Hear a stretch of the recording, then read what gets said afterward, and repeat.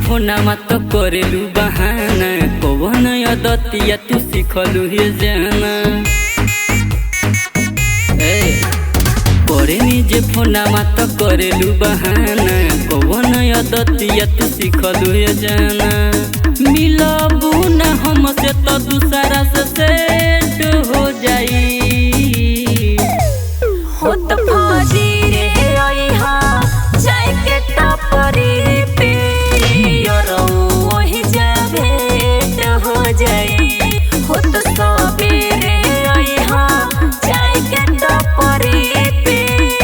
वही जब भेंट हो जाई।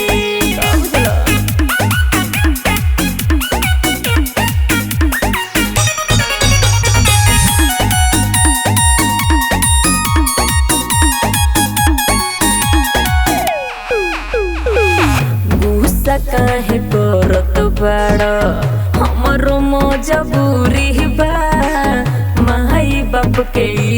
इज्जत बढ़वले दूरी बा। अरे साचो कहतनी हो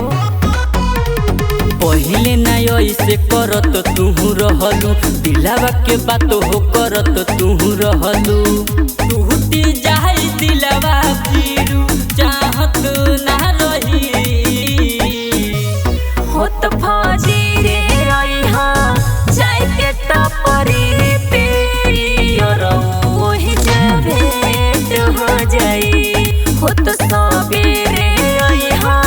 जाय के टपरी पे वही जब भेंट हो जाई।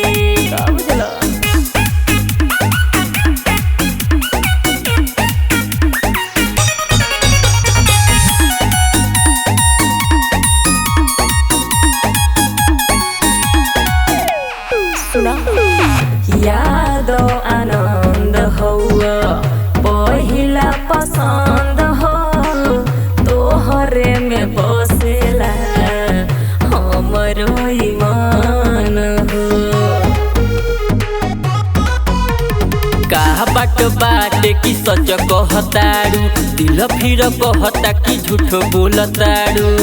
यदि बात झूठ होई फेरू गरिया हो तो